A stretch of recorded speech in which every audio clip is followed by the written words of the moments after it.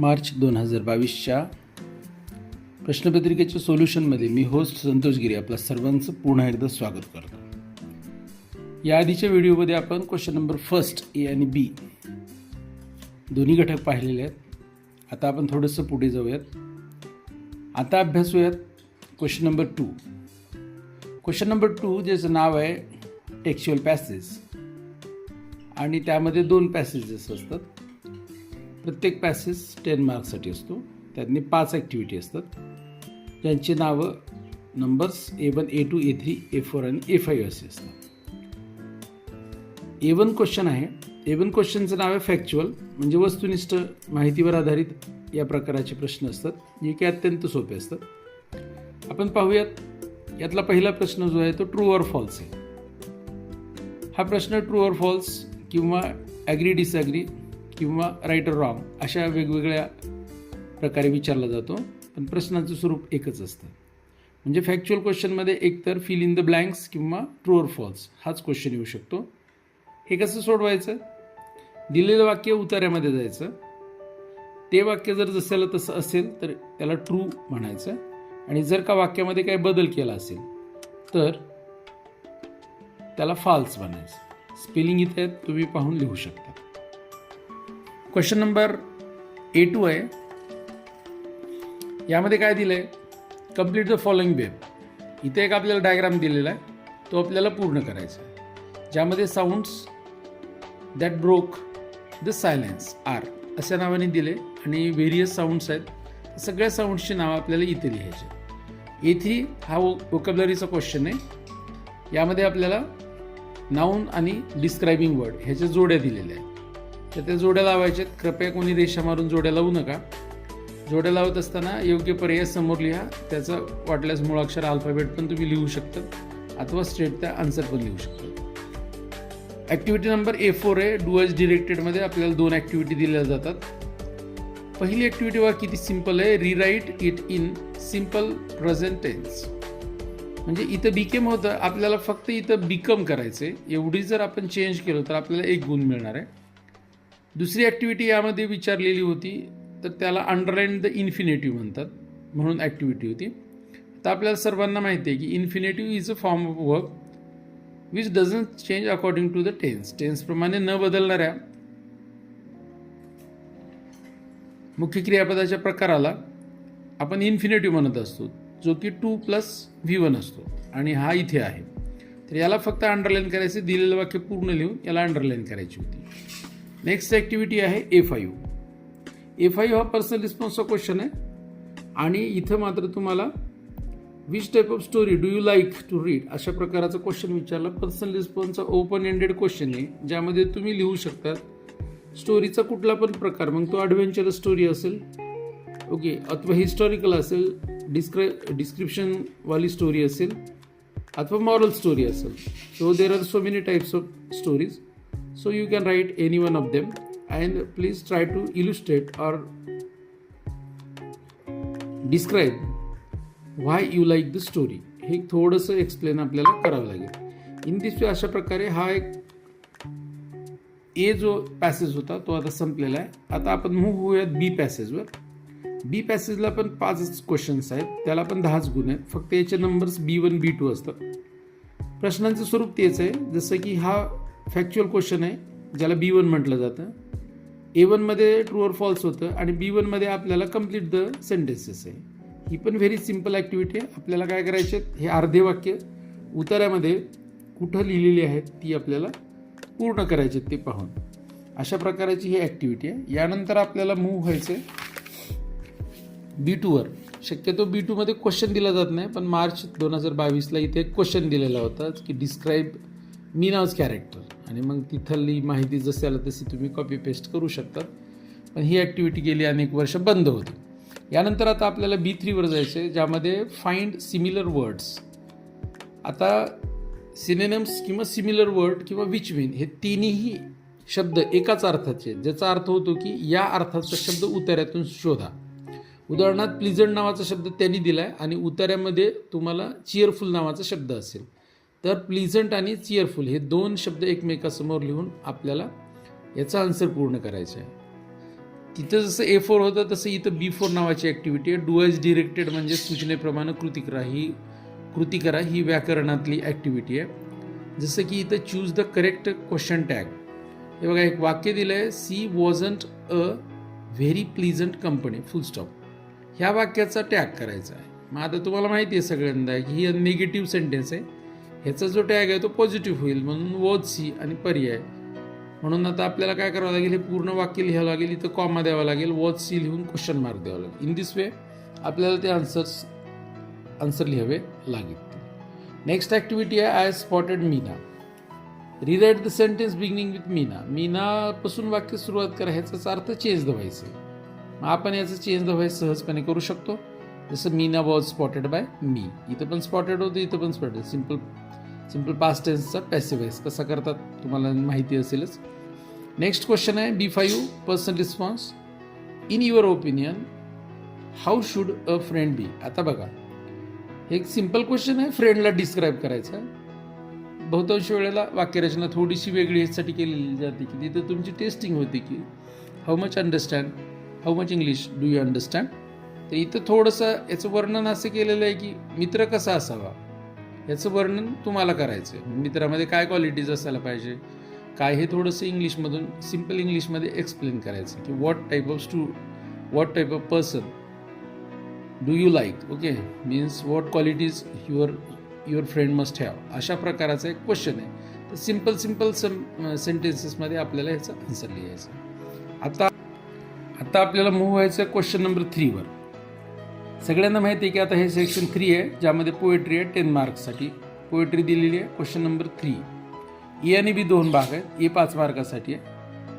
खूप सिम्पल. जसं A1 आणि पॅसेजमध्ये A1 आणि B1 ॲक्टिव्हिटी होती ना तशीच इथे A1 ॲक्टिव्हिटी आहे. यामध्ये पण choose the correct alternative and complete the sentences अशा प्रकारची ॲक्टिव्हिटी आहे.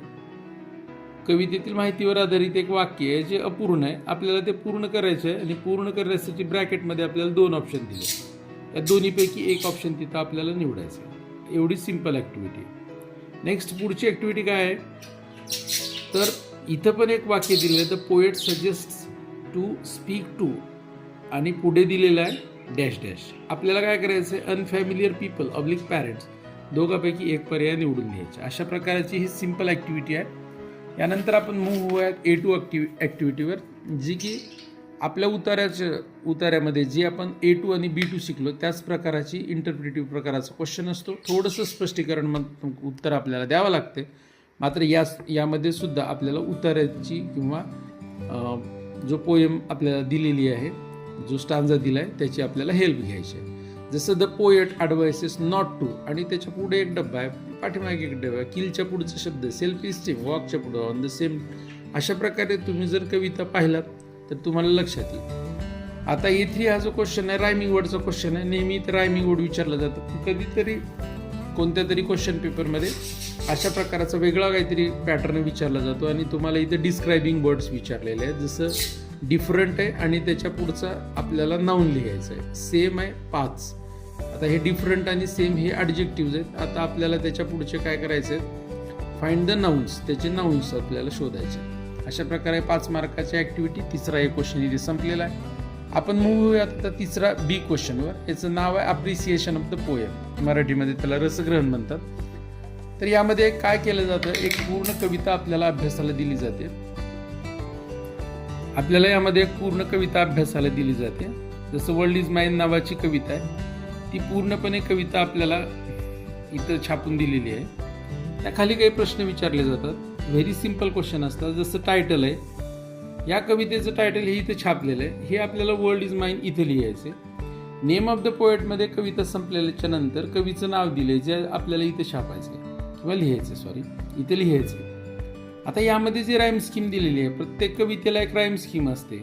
राईम स्कीम कशी निवडायची असते प्रत्येक एंडिंग साऊंडला आपल्याला एक नंबर द्यायचा असतो किंवा नाव द्यायचं असते. जसं हिअर रणी संपणार आहे ए नाव दिलं आपण. फेअर रणी संपणार त्याला ए नाव म्हणजे पॅटर्न झाला ए. ओके इथं जे ल नी संपणारा शब्द आणि इथं जो ल नी संपणारा याला आपण बी नाव दिलं तर ए बी बी अशा प्रकारचं पॅटर्न आहे. परत ओळी आहेत पुढे दोन, त्यामध्ये व्हाईन आणि माईन असे ननी संपणारे दोन आहेत, म्हणून याला आपण CC, म्हणून पॅटर्न झाला AA BBCC. अशा प्रकारे याच्यामध्ये फिगर ऑफ स्पीच कुठल्या प्रकाराचं वापरण्यात आले तर ते फिगर ऑफ स्पीच आपण लिहू शकतो.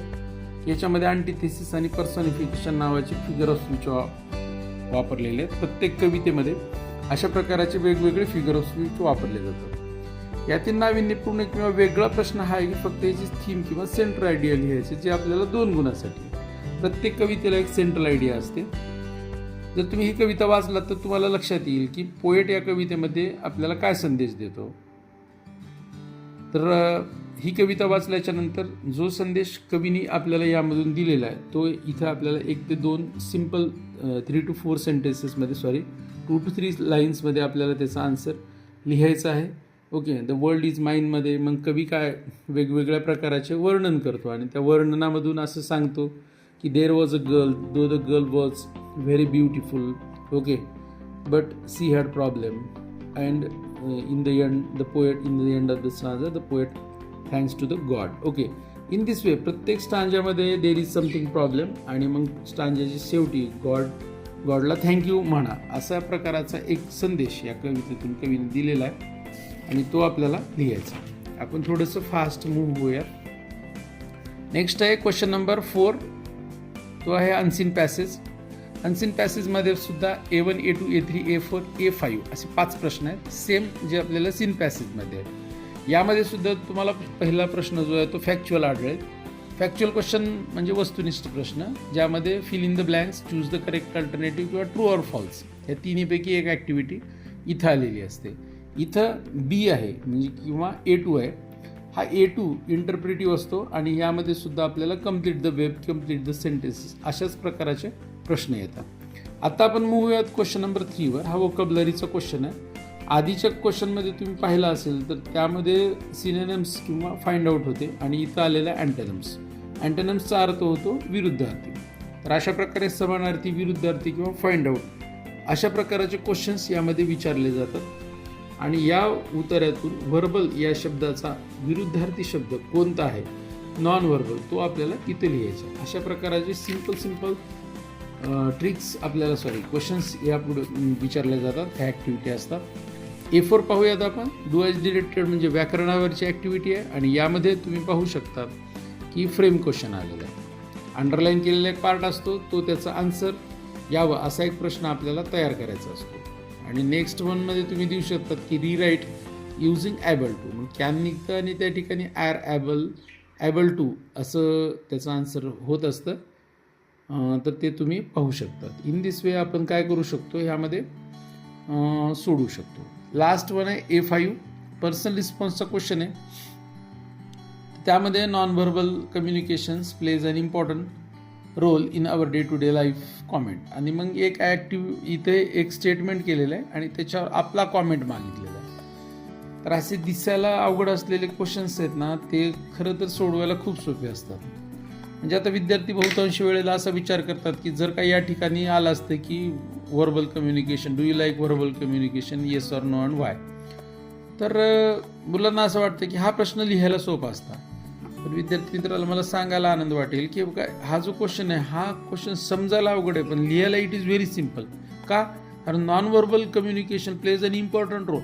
हे कसं इम्पॉर्टंट आहे ऑलरेडी ते क्वेश्चन पेपरमध्ये डिस्क्राईब. पहिल्या ओळीमध्येच त्याचं आन्सर सापडेल की 93% of our daily communication is non verbal. So this is what the importance of non verbal communication. अशा प्रकारे आपल्याला या क्वेश्चनकडे जाता येतं. इथं आपले 4 क्वेश्चन संपलेले आहेत. आपण पुढे मूव्ह होऊयात. नेक्स्ट ह्याचा चौथा B क्वेश्चन आहे, 5 मार्कासाठी. तर हा क्वेश्चन आहे ना एकदम तुमच्यासाठी लॉटरी आहे. या क्वेश्चनला सोडवण्यासाठी ना खूप मोठं टॅलेंट लागते. ॲक्च्युली 2 प्रकारे आपण हा क्वेश्चन सोडवू शकतो. एक तर हा पॅसेज वन्स ट्वाईस 3 टाइम्स आपल्याला वाचावा लागतो. त्यानंतर आपल्या ओन वर्ड्समध्ये हा पॅसेज समजून सांगावा लागतो. That is called a summary writing.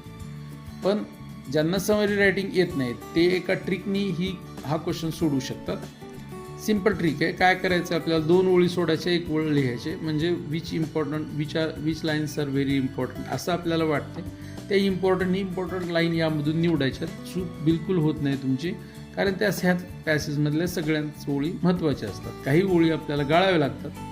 या पूर्ण पॅसेजमध्ये जो आपल्याला इम्पॉर्टंट वाटतो असा शब्द, उदाहरणार्थ नॉन व्हर्बल अनेक ठिकाणी हा रिपीट झालेला आहे, म्हणून आपण नॉन व्हर्बल कम्युनिकेशन हे जर ह्याचं टायटल दिलं, शीर्षक, आणि त्याखाली या पॅसेजमधला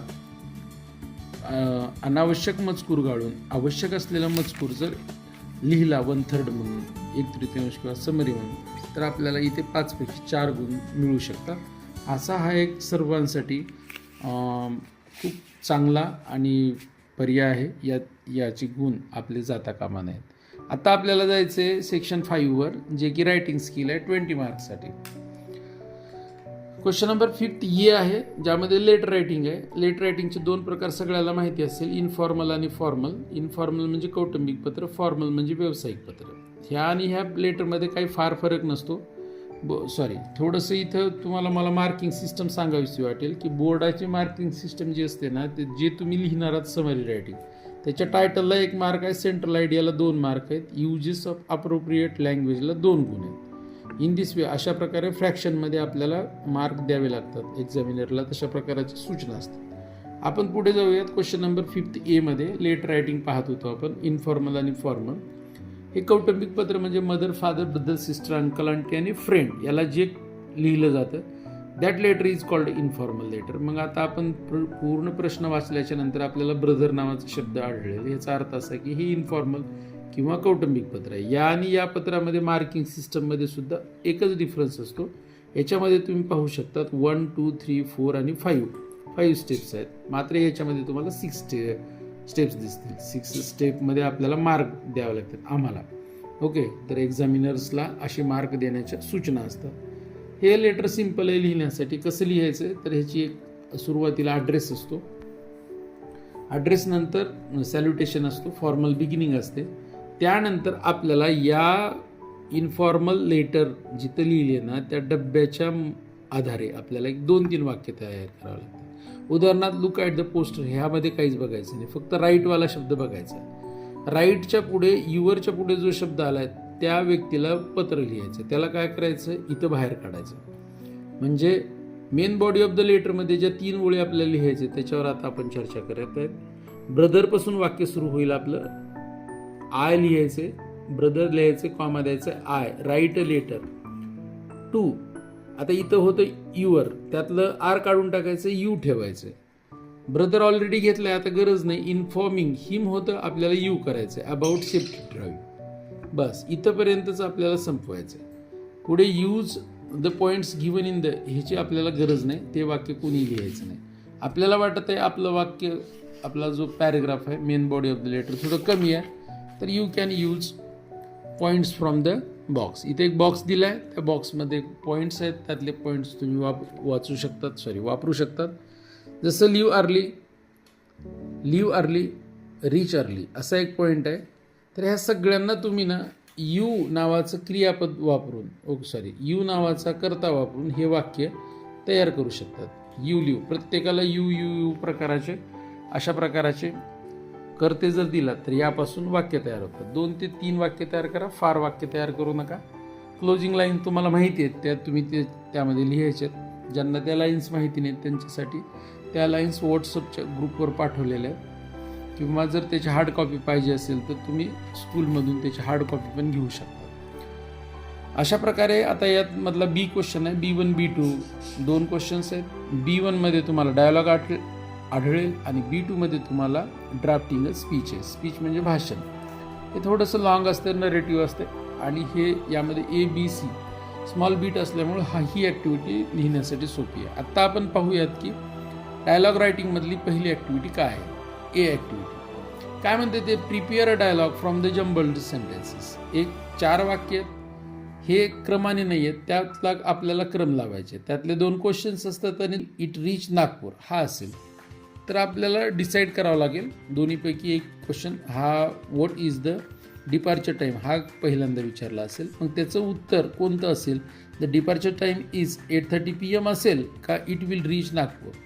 बाय डिफॉल्ट हे उत्तर असेल तर मग हा क्वेश्चन 1 नंबर, हे 2 नंबर, हा परत 3रा क्वेश्चन आणि 4th सेंटेन्स. अशा प्रकारे आपल्याला त्याचा क्रम लावायचा असतो. यामधलं बी हा एक गुणांसाठी आहे. यामधला जो बी आहे हा बी क्वेश्चन, त्यामध्ये 4 वाक्य असतात, त्यापैकी 2 वाक्य लिहून दिलेले असतात आणि 2 वाक्य जे असतात ना ते ब्लँक असतात. आपल्याला हे रिकामे वाक्य भरायचे, म्हणजे 2 क्वेश्चन्स आहेत त्याचे आन्सर्स द्यायचे. 1 मार्कासाठी ॲक्टिव्हिटी आहे सहज. How much is the SSC examination fees. तर SSC एक्झामिनेशन फीस उदाहरणार्थ तुम्ही लिहिलं 700 रुपीज, तर ह्याचं वाक्य आपल्याला तयार करता आलं पाहिजे. कसं करायचं वाक्य? The SSC examination fee is 7,000 rupees, bus, sorry 700 rupees in this way. अशा प्रकारे आपण त्याचं वाक्य तयार करू शकतो. या पण प्रश्नाला आपल्याला असंच उत्तर द्यावं लागेल. आपण थोडंसं फास्ट मूव्ह होऊयात. आता आपल्याला इथं काय सांगितलं, इम्पॉर्टन्स ऑफ योगा, ह्याच्यावर आपल्याला डायलॉग तयार करायचे. काय म्हणते त्यानं, 3 मिनिंगफुल एक्सचेंजेस आपल्याला इथं लिहायचे आहेत. इथे दिलेलं नाही आहे, write a dialogue between a student and teacher on importance of yoga असं दिले. पण ॲक्च्युली इथं सूचना अशी असते की 3 मिनिंगफुल एक्सचेंजेस आपल्याला द्यावे लागतात. मग एक स्टुडंट आहे, स्टुडंट, आणि दुसरा जो आहे, दुसरे बोलणारे त्याचे आहेत ते आहेत त्याचे टीचर, आणि बोलायचा विषय काय तर योगा. मग योगाविषयी आपल्याला एक 2-3 प्रश्न विचारता आले पाहिजेत आणि त्याचे 2-3 आन्सर्स देता आले पाहिजेत. हे एक सिम्पल ॲक्टिव्हिटी आहे लिहिणाऱ्यांसाठी. ज्यांना लिहिता येत नाही त्यांनी ही क्वेश्चन स्किप करू शकतात. नेक्स्ट जाऊयात आपण ड्राफ्टिंग अ स्पीच. जर कोणाला येत असेल तर त्यांनी तो क्वेश्चन लिहू शकतात, त्याला थोडेसे मार्क कमी येतात. क्वेश्चन नंबर 6A वर जाऊयात. सगळ्यांना माहिती आहे हा एक इन्फॉर्मेशन ट्रान्सफरचा क्वेश्चन आहे, ज्यामध्ये ही जे आहे हे नॉन व्हर्बल आहे. ह्याचं आपल्याला व्हर्बलमध्ये डिस्क्राईब करावं लागतं. आणि इकडच्या पेजवर इथे व्हर्बल इन्फॉर्मेशन आहे. त्या व्हर्बल इन्फॉर्मेशनपासून आपल्याला काय करायचं आहे, read the following statements and prepare dos and don'ts. Dos आणि डोंट्स तयार करायचे. तर ही ॲक्टिव्हिटी इतर ॲक्टिव्हिटीपेक्षा सोपी आहे. ज्यांना ही ॲक्टिव्हिटी सोडवायची असेल त्यांनी ओके कसं करायचं आहे, उदाहरणार्थ ही एक ट्रिक आहे, अभ्यासून तुम्ही हे लिहिणं आवश्यक आहे, पण ज्यांचा अभ्यास झाला नसेल त्यांच्यासाठी अत्यंतिक सोपी आहे. हे एक ट्रिक आहे. उदाहरणार्थ इथे इज किंवा आर लिहून हे वाक्य लिहू शकतात. उदाहरणार्थ skills are career factor, interest is a career factor, abilities is. तर आपल्याला या दोघांच्यामध्ये इज द्यायचं आहे आणि ह्याचं टायटल म्हणून आपल्याला करिअर फॅक्टर हे वर नाव द्यायचं आहे, करिअर फॅक्टर्स. आणि त्याच्याखाली साधारणतः हे 8 वाक्य तुम्ही लिहू शकता. याला 2 ते 3 गुण मिळू शकतात. किंवा इकडची ॲक्टिव्हिटी केला तुम्ही डूज अँड डोंट्स. आता डू कसं निवडायचं आणि डोंट्स कसं निवडायचं बघा. तर ज्या वाक्यामध्ये नॉट आहे हे डोंट्सचे भाग आहेत, पार्ट आहेत. ज्याच्यामध्ये नॉट नाही आहे, उदाहरणार्थ we must plant more trees, हे वाक्य डूजचा भाग आहे. आपल्याला काय करावं लागतं, एक टेबल तयार करावं लागतं. त्या टेबलमध्ये सुरुवातीला आपल्याला काय करावं लागतं, डूज लिहावं लागतं आणि त्याच्यानंतर आपल्याला काय लिहावं लागतं, डोंट्स लिहावं लागतं. डोंट्स कोणते कोणते, ज्याच्यामध्ये नॉट आले त्याला डोंट म्हणायचं आणि ज्यांच्यामध्ये नॉट आलेलं नाही त्याला डूज म्हणायचं. आणि असा हा टेबल आपण छानपैकी रेषा वगैरे मारून पेन्सिलनी आपण तो तयार करायचा. चला आपण मूव्ह होऊयात. Last part of our question that is expand the theme. त्याच्यामध्ये B1 B2 दिलेलं आहे. आता यामध्ये न्यूज रिपोर्ट आहे. आत्ताशी काही विद्यार्थ्यांनी न्यूज रिपोर्ट लिहायला सुरुवात केली. व्हेरी सिम्पल आहे. यामध्ये काय लिहायचं आहे, हेडलाईन, डेटलाईन, ओके, त्यानंतर lead line, body of the report असं एक 4 स्टेप त्यांनी दिलेले आहेत. त्या 4 किंवा 3 स्टेप तुम्ही लिहू शकता. तर ह्याच्यामध्ये ही हेडलाईन काय लिहायचं असतं, हेडलाईन म्हणजे हीच हेडलाईन आपल्याला उत्तरपत्रिकेमध्ये लिहावी लागते. त्याच्यानंतर बाय अवर स्पेशल रिपोर्टर हे एक ओळ आपल्याला तिथं टाकावी लागते. त्याच्यानंतर ती एक डेटलाईन आपल्याला लिहावं लागते, म्हणजे नेम ऑफ द प्लेस येईल, जसं अहमदपूर येईल, 2 डॉट येतील आणि त्याच्यानंतर मग February 27 आणि मग तुम्हाला ही डेटलाईन आहे. त्याच्यानंतर लीड लाईन किंवा इंट्रो ज्याला म्हणतो आपण, त्यामध्ये ही घटना जी घडलेली आहे या घटनेला आपल्याला 3 प्रश्न विचारायचे आहेत, हाऊ, वेन आणि वेअर. घटना कुठे घडली, कधी घडली आणि कशी घडली, तर त्याचं आपल्याला सांगावं लागतं. उदाहरणार्थ इथं मयूर नावाचा एक मुलगा आहे, 21 वर्ष वयाचा, आणि त्यानं वर्ल्ड चेस चॅम्पियनशिप जिंकला आहे. कधी जिंकला, कशी जिंकला, ओके, आणि केव्हा जिंकला, हे 3 क्वेश्चनचा आन्सर आपल्याला द्यावं लागेल. तेच परत आपल्याला मेन बॉडी ऑफ द रिपोर्टमध्ये काय करावं लागेल, तोच संवाद किंवा तोच इन्सिडेंट आपल्याला, घटना आपल्याला विस्ताराने लिहावी लागेल. अशा प्रकारे हे आहे. ज्यांना हा क्वेश्चन नाही जमत त्यांनी डेव्हलप अ स्टोरी घेऊ शकतात. इथं पाहू शकता तुम्ही, once upon a time there lived a woodcutter, म्हणजे ही एक लाकूड तोड्याची कथा आहे जी लहानपणी आपण सर्वांनी ऐकलेली. ही कथा आपण इथे लिहू शकतो, कारण ह्याची सुरुवात दिलेली आहे. आपल्याला त्याचं मध्य आणि शेवट लिहायचं आहे. आणि आता आपण जाऊयात ह्याच्या लास्ट पार्टवर, ट्रान्सलेशनमध्ये आपल्याला 3 भाग असतात, ABC. यामध्ये थोडंसं क्वेश्चन पेपरमध्ये प्रॉब्लेम झालेला आहे, तर हे पेज थोडंसं वेगळं आलं आहे. 875 नंबरचं पेज आहे. ॲक्च्युली ही 672च पाहिजे होतं, तर चुकून हे दुसऱ्या क्वेश्चन पेपरचं पेज आलेलं आहे. तर इथं आपल्याला वर्ड्स आलेले असतात. त्या वर्ड्सपैकी आपल्याला 4 वर्ड्स लिहावे लागतात. इथे 4 वाक्य आहेत, त्यापैकी 2 वाक्य मराठीतून करायचे आहेत आणि या 2 म्हणी आहेत. त्या 2 म्हणीपैकी 1 म्हणीचा मराठीतून अर्थ. इन दिस वे, अशा प्रकारे आपण सिम्पली यामध्ये जर थोडंसं लक्ष देऊन आणि आपल्या आणि इतरांच्या समन्वयाने जर हा पेपर सोडवायचा ठरवला तर व्हेरी सिम्पल आपण याचे आन्सर लिहू शकतो. सर्वांना उद्याच्या परीक्षेसाठी ऑल दी बेस्ट. सर्वांनी छान छान तयारी करा. खूप तयारी झालेली आहे, फक्त कॉन्फिडेंटली लिहिणं आवश्यक आहे. आपल्या आजूबाजूला घडणाऱ्या घटनांना योग्य प्रकाराचा प्रतिसाद द्या. कुठल्याही प्रकारे गोंधळून जाऊन, गडबडून जाऊन किंवा घाबरून जाऊन कुठल्याच परिस्थितीमध्ये घाबरायचं नाही. शांतपणे आलेल्या परिस्थितीत सामना करायचा. हे सगळे प्रश्न आपण कधी ना कधी ऐकलेले, वाचलेले अथवा सांगितलेले आहेत. तर या परीक्षेमध्ये आपला सर्वांना छान यश मिळावं एवढी इच्छा व्यक्त करून या व्हिडिओमध्ये इथंच थांबूयात. यानंतर 2023ची क्वेश्चन पेपरचं सोल्युशन थोड्याच वेळात आपल्या यूट्यूब चॅनलवर येईल. थँक्यू.